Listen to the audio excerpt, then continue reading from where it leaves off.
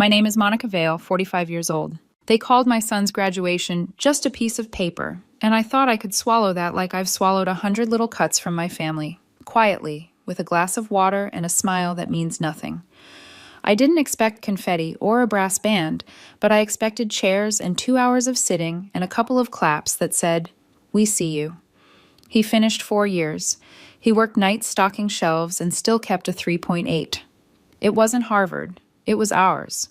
It was what happens when a kid refuses to drown and his mother keeps handing him rope, paycheck after paycheck, double shift after double shift, vacation money turned into textbooks, and leftover tips folded into bursar lines.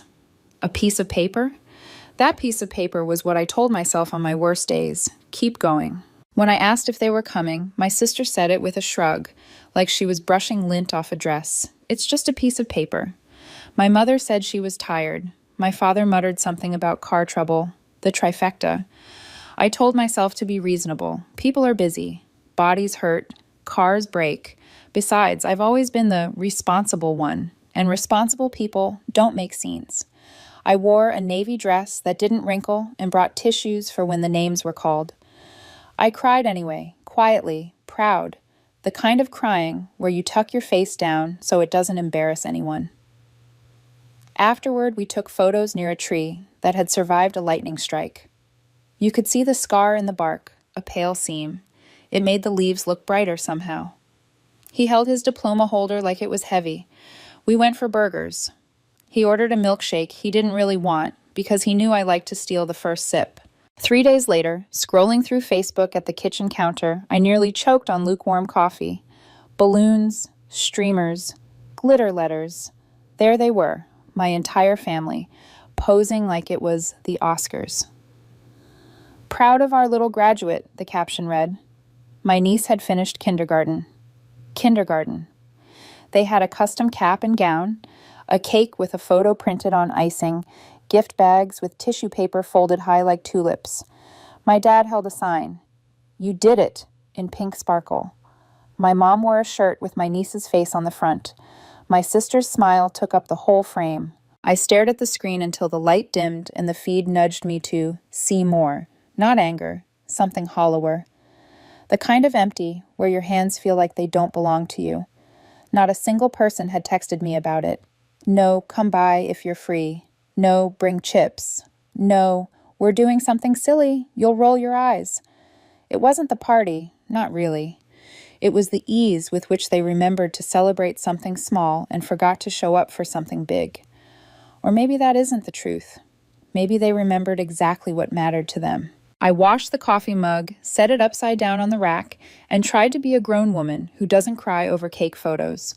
I told myself stories that make it easier to breathe. It's not personal. They got swept up. You know how your sister is. Everything is a production. My chest still hurt. 2 days later, my father called me in a rush, like the house was on fire. "Why didn't the car payment go through? Please cover it." The car, the brand new SUV they'd bought 2 months ago. The one I didn't ask about because I am careful with other people's wallets. They had floated vague talk about figuring it out, and I had let the phrase pass by like a leaf in a stream.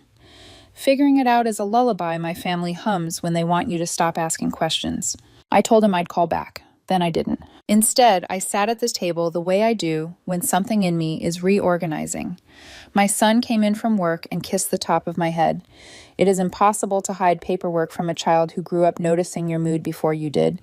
So I told him it was nothing, and he gave me the look that says, "I love you enough to let you lie for now."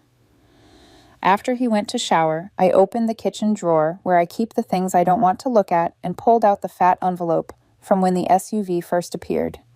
Inside was the dealership packet that had come addressed to me by mistake. Or not a mistake, just a message I refused to read. "Welcome," it said, like an usher to a show I never bought tickets for. I had called the dealership when the packet first arrived, and a woman with a voice like polished wood said, "Yes, you're the primary on the loan," as if I should have known. My mother had brushed it off that day with airlight words. "It's temporary. We'll pay every month. Don't be dramatic. We had to put a name down for the rate. It's nothing." And what did I do? I let the word temporary hypnotize me because I wanted to be the kind of daughter who doesn't make her parents small in front of strangers. I told her not to miss a payment. She said, "Of course," the way people say, "bless you," after a sneeze.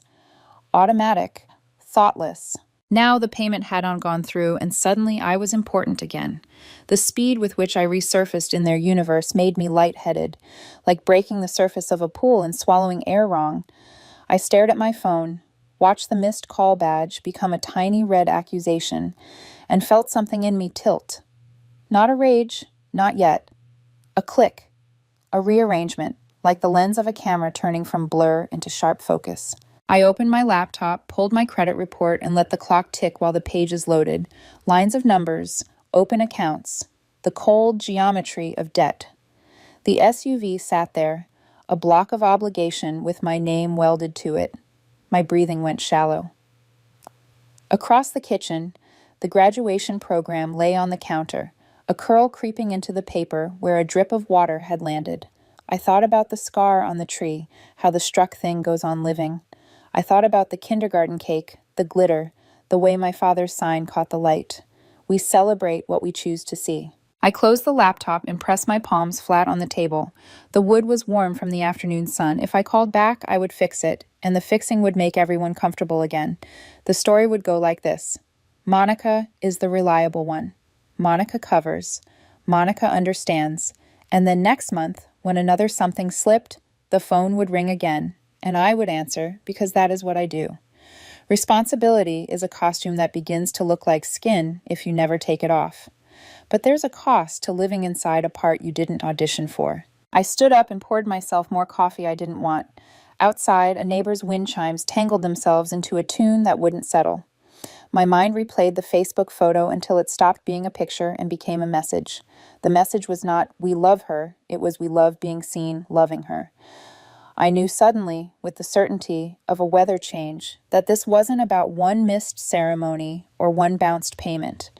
It was about a pattern long enough to be its own road, and I had walked it dutifully, eyes down, for years. My phone vibrated again. A text from my father. "Please, today."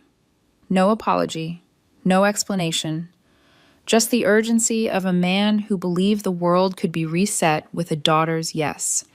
I watched the typing dots appear and disappear. Another text. "We'll pay you back." The chimes outside found a harmony for one long, impossible second, and then went back to clatter. I didn't answer. I folded the dealership packet back into the envelope and slid it to the center of the table like a piece on a chessboard. The move wasn't dramatic. It felt small, almost quiet, but I knew the sound it made inside of me was not quiet at all. I washed the mug again, though it was already clean, then turned off the kitchen light.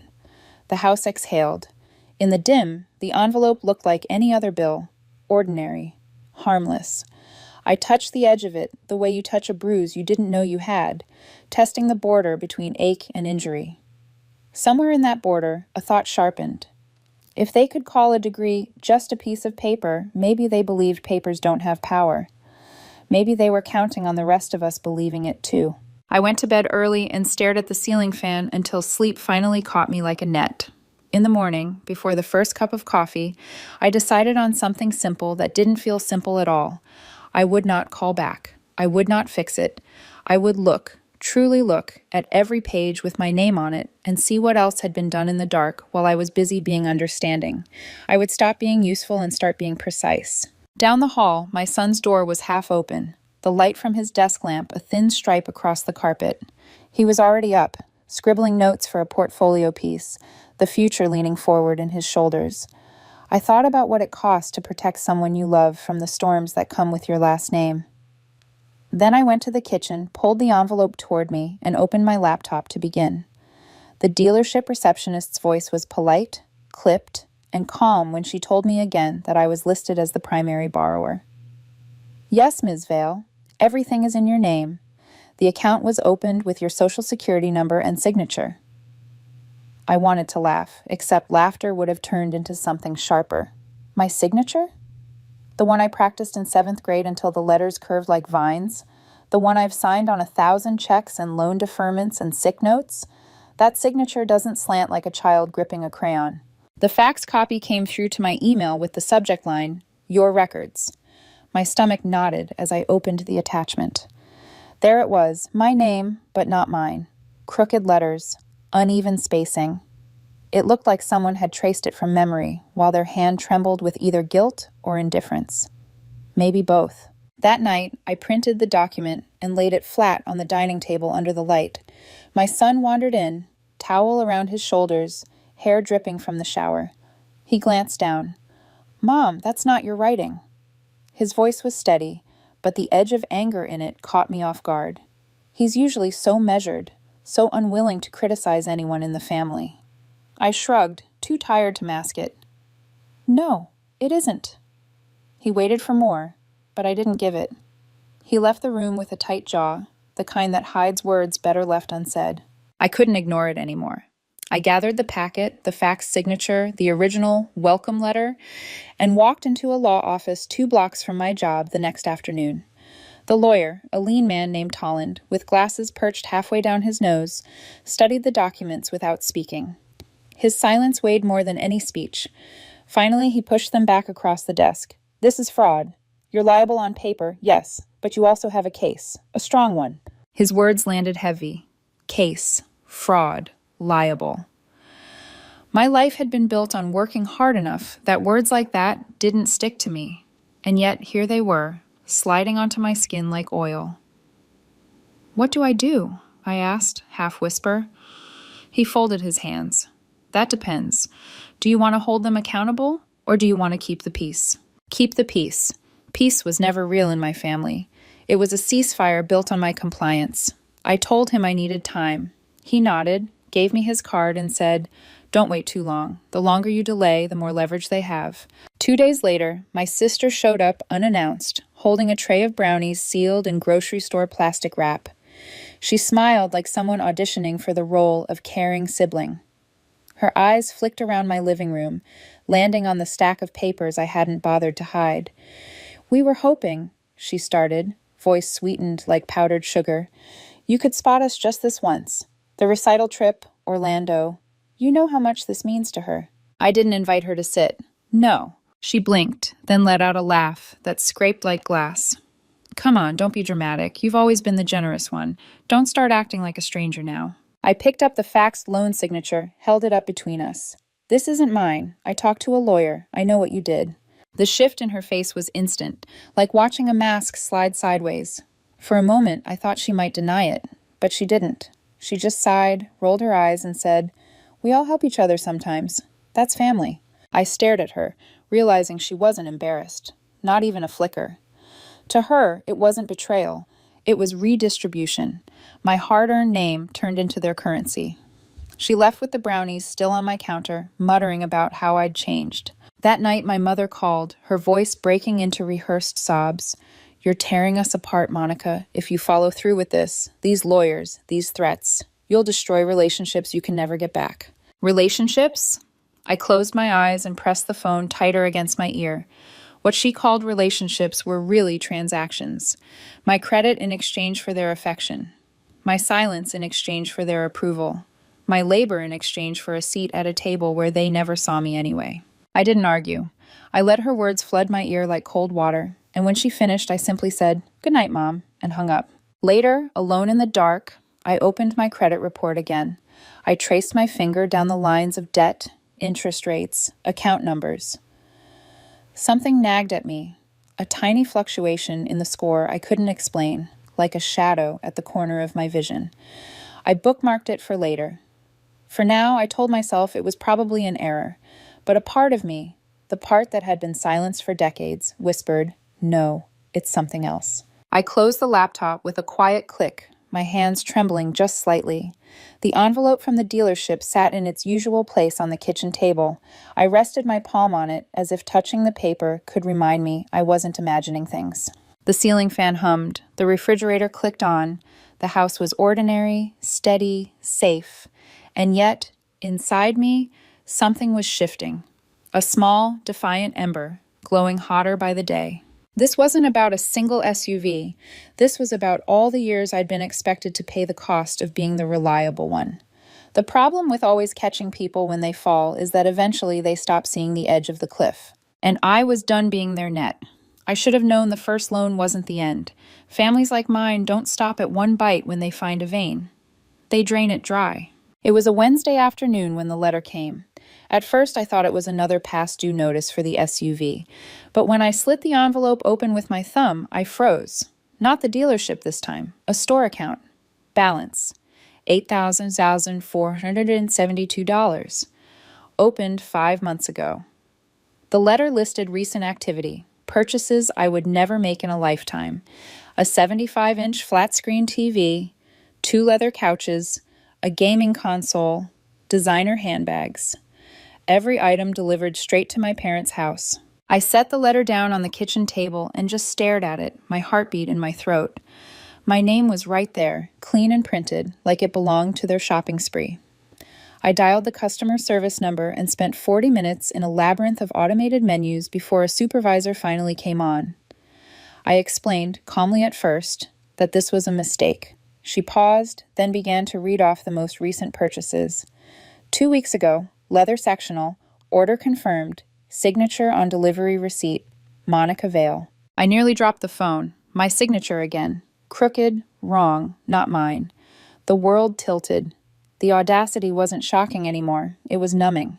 Like someone tapping the same bruise until you stop flinching. I drove to their house that evening, telling myself it was just to see, just to know. The SUV glistened in the driveway, polished like a trophy. Through the living room window, I saw it all. The new television dominating the wall, the leather couches gleaming, shopping bags from the same store tucked by the stairs.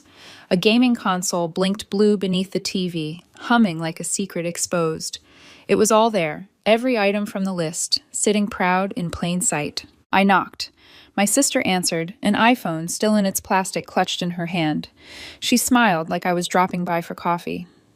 "Oh, hey," she said, like everything was normal. Behind her, I caught the sound of my mother laughing with my father. A cake box sat on the counter, balloons tied to a chair. Another celebration, another one I hadn't been invited to. She handed me an envelope with my name neatly written on the front. "Mom said to give you this."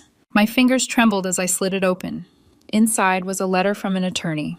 Their attorney. It detailed a proposed transfer of the auto loan fully into my name, releasing my parents from all liability. Tucked behind it was a consent form, already filled in with my information. A forged signature scrawled across the bottom. Mine, but not mine. The room seemed to narrow, the edges pressing in. My mother walked in from the kitchen, holding a slice of cake, smiling faintly. "We were going to save this for you," she said. My sister added, "Can you help set up the new streaming account? The TV's amazing." For a moment, I felt like I was standing in a dream where nothing made sense, where betrayal dressed itself in frosting and balloons, where fraud wore the face of family. They were so casual, so convinced of their own entitlement, that they didn't even try to pretend anymore. I folded the papers back into the envelope and slipped them into my bag without a word. My mother's smile faltered. My sister frowned. "What's your problem? You're acting weird."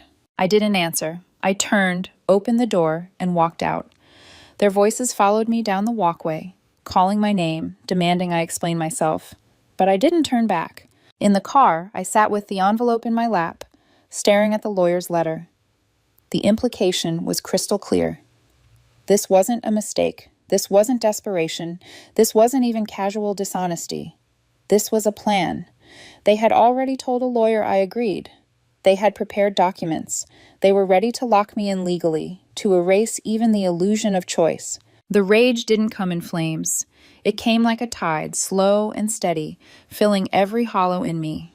It was clarity, sharp and cold. They weren't hoping I wouldn't notice. They were counting on it. That night, I didn't sleep.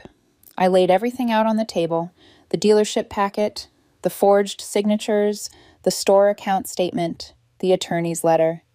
I arranged them like pieces of evidence in a trial, each one a stone stacked on the other. And for the first time, I didn't ask myself whether confronting them would help. I didn't ask whether keeping the peace was worth the cost. Instead, I asked one simple question: what happens if I do nothing? The answer was obvious. They would keep going. They would keep building their lives with my name as the scaffolding. And eventually, when the weight grew too heavy, I'd be the one crushed under it. At dawn, with the first thin light cutting across the table, I picked up the phone and called Tolland, the lawyer. My voice was steady when I said, "I'm ready to move forward." By noon, he had filed a police report on my behalf. Certified letters went out to the dealership, the store chain, and their attorney. Each one demanded immediate removal of my name from the fraudulent accounts, a full cessation of action, and confirmation within 10 business days, or we would escalate to formal legal proceedings. I sealed the copies in envelopes and stacked them on the counter. The paperwork felt like a fortress. For once, I wasn't the one exposed. I didn't call my family. I didn't warn them. The silence was my weapon now. That evening, as the house settled into its usual hum, my son came into the kitchen. He saw the neat pile of envelopes and raised an eyebrow. "What are those?" "Boundaries," I said quietly. He didn't ask more. He just nodded, poured himself a glass of water, and sat across from me. We ate dinner mostly in silence, the kind of silence that doesn't suffocate but steadies. Later, when he went to bed, I sat alone in the kitchen, staring at the paperwork spread across the table. The refrigerator buzzed. The clock ticked. Everything ordinary, except the shift in me. For once, I wasn't waiting for the next phone call. I wasn't bracing for the next excuse. I was the one setting the terms. And I knew, with a certainty that made me feel taller somehow, that the real storm hadn't even begun. The silence didn't last long. 3 days after the letters went out, my front door rattled. From pounding so hard it woke half the neighborhood. I didn't open it. Through the peephole I saw my mother, her hair unbrushed, face flushed with panic. She shouted my name until her voice cracked. When the door held firm, she switched to pleading, her palms pressed against the glass. "You don't understand what you're doing, Monica. You'll ruin us. You'll ruin yourself." I didn't move. My phone buzzed 23 times that day. Calls from her, from my father, from numbers I didn't recognize. I let them all die in silence. By the second day, the tone shifted. My sister's email landed in my inbox. "You're really going to drag your own family through the mud? Over some stupid paperwork?" She ended it with, "You've always been jealous anyway." Jealous. The word made me laugh out loud, a jagged sound in an empty kitchen. Jealous of what? Of being used? Of being invisible until they needed a signature? Then came my father's text, short and clumsy. "Sorry. Things got out of hand. We'll talk. Please cover it until next month." As if the SUV, the couches, the forged documents were nothing but spilled milk on a counter I could wipe up for him. But the worst was the call I didn't expect. My niece. Her voice was thin, shaky. "Aunt Monica, Mommy says you're suing us. She says you hate us. She says we might never see you again." I closed my eyes, gripping the phone so tightly my knuckles whitened.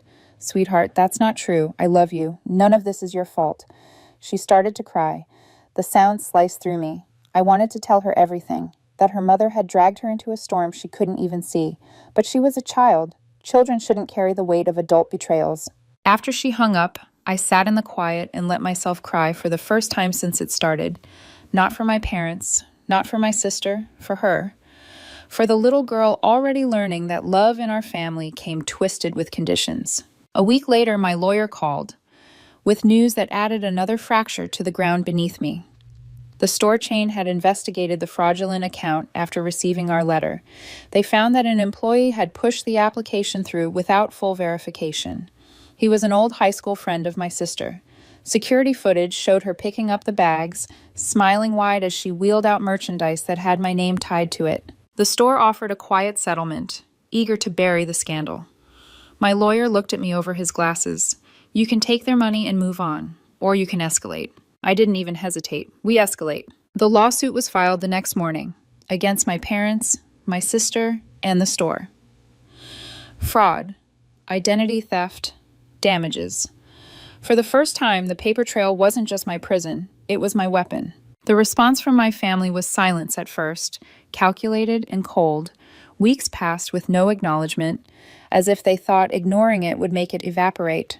But then, one afternoon, a new envelope arrived. Inside, their counterclaim. They accused me of authorizing everything. Said I'd agreed to the SUV loan, to share the store account, to every purchase. Claimed I was only turning on them out of spite. The words burned. I held the document like it was toxic, rereading the lines until the black ink seemed to blur. Spite? After decades of bailing them out, after sacrificing vacations, hours, years, they had the audacity to paint me as vengeful. I called Tolland, my lawyer. His voice was steady, clinical. It's a tactic. They want to scare you into settling. But fear wasn't what I felt. It was something heavier, something sharper, determination. The day before our first court date, my son sat me down at the kitchen table. Mom, I want to testify. I shook my head immediately. Absolutely not. This isn't your fight. But he leaned forward, eyes steady. It is my fight. I overheard something months ago. Before all this blew up, Grandma and Aunt Lydia were talking about using your credit while they still could. I didn't think much of it then. I thought it was a joke. But now... He swallowed. Now I know it wasn't. I wanted to protect him from the ugliness of the courtroom. But looking at him, I realized he had been living in this storm too. His tuition, his future, his peace of mind, all gambled behind his back. If he wanted to speak, it wasn't just loyalty, it was truth. The morning of the hearing, the courthouse smelled faintly of bleach and dust. The fluorescent lights buzzed overhead. We sat on hard benches, our documents stacked neatly in Tolland's briefcase. Across the aisle, my parents and sister sat stone-faced. My mother wouldn't meet my eyes. My father stared straight ahead. My sister twirled her hair, looking bored, like she was waiting for a dentist appointment. When my son took the stand, I thought my heart would split in two. He spoke calmly, describing the overheard conversation, the way my mother had brushed off his questions with a laugh. His voice didn't waver. He was clear, concise, believable. Their faces didn't move, not a flicker of guilt, not even surprise. They sat as if he were describing strangers. The judge listened, pen scratching occasionally, his expression unreadable. The air in the room was thick, every breath heavy with anticipation. When the gavel finally struck to adjourn for the day, I felt both drained and electrified. This wasn't over, not even close, but for the first time I saw it, the possibility of justice. I walked out of that courtroom with my son beside me, his hand brushing mine. He didn't say anything. He didn't have to. The silence wasn't empty anymore. It was a promise. The ruling came on a Wednesday morning in a courtroom that smelled of paper and nerves. No shouting, no gasps, just the steady voice of the judge as he read the decision. My name was cleared. The dealership had already removed me from the SUV loan under pressure. The store chain agreed to a settlement, plus a written apology. And then came the part I hadn't let myself hope for, restitution. My parents and my sister were ordered to pay back every cent, car payment, store charges, credit recovery fees, plus additional compensation for identity theft and emotional damages. $48,000 in total. The words seemed to echo in the room, even after the judge lowered the papers. I sat very still. My lawyer nodded, calm as ever. But inside me, something uncoiled. Not joy, not triumph, just release. Like a rope I'd been dragging for years, finally slipping from my hands. Across the aisle, my father muttered something under his breath and walked out. My sister followed, her face like stone. My mother lingered a moment, eyes locked on mine. No apology there, no remorse. Just something bitter and unreadable. Then she turned, and that was the last time I saw her. The weeks that followed were quiet, in the way a landscape feels quiet after a storm. There were no more desperate phone calls, no sudden knocks on the door, no frantic demands wrapped in guilt, only silence. Some nights, the silence felt like freedom. Other nights, it felt like a void. The restitution came slowly, in installments. My sister's wages were garnished, forcing her employer's hand. My parents tried to delay, claiming hardship, filing objections, but the court rejected them. Month by month, the money trickled in. By the end of 5 months, after legal fees and credit repair costs, I was left with just under $23,000. I didn't rush to spend it. I let it sit, untouched, like a marker of everything I'd endured. My son and I went car shopping in July. Nothing flashy, just something reliable. We found a used hybrid, low mileage, clean title. I paid in cash, up front, his name on the title alone. No cosigners, no hidden agreements, no surprises waiting in fine print. He held the keys in his hand and looked at me like he couldn't quite believe it. On the drive home, I sat in the passenger seat, watching him grip the wheel, and thought, this is what doing things right feels like. Life settled into rhythms I hadn't known in years. Quiet mornings, bills that only belonged to me, no sudden calls asking for help that meant sacrifice. I started therapy, not because I was breaking, but because I was finally free enough to rebuild. My therapist asked me in our first session if I missed them. I thought about it, then answered truthfully, I miss the idea of family, the version I'd built in my head where people show up for each other without keeping score. But I don't miss them. I don't miss the manipulation, the guilt, the endless taking dressed up as love. Word drifted back to me through neighbors, acquaintances, online scraps. My sister had moved into a smaller apartment, blaming me for her downfall. My father sold the SUV. My mother told anyone who would listen that I'd chosen money over family. Let them. I didn't bother correcting the story. I was done curating an image of us that never existed. One night, my son and I hosted a small dinner. Just him, a couple of his close friends, and me. Food, laughter, music in the background. No drama. No barbed jokes passed as affection. Just ease. He talked about grad school, about architecture, about wanting to build something lasting. I don't know if I can swing it financially, he admitted. I reached across the table, covered his hand with mine. I've got your back, I said. And this time, it wasn't a sacrifice extracted. It was a choice freely made. Months have passed since the judgment. 8, to be exact. My parents haven't spoken to me. My sister blocked me entirely. The silence that once felt unbearable has become the calmest stretch of my life. I used to believe being the responsible one meant stitching the family together no matter the cost. I thought peace was swallowing hurt, smoothing things over, paying debts that weren't mine. But real peace feels nothing like that. It feels like the hum of a refrigerator in a quiet kitchen, like your son's car pulling into the driveway under his own name, like knowing your signature belongs only to you. Sometimes I catch myself looking at old photos, birthdays, holidays, smiles framed in cheap glitter borders. I don't throw them away. I keep them, not because I want to go back, but because they remind me how long I lived inside the illusion. Love isn't love when it erases you. If they ever decide to reach out again, they won't find the same Monica, the one who caved, who gave in, who carried their chaos until it bent her.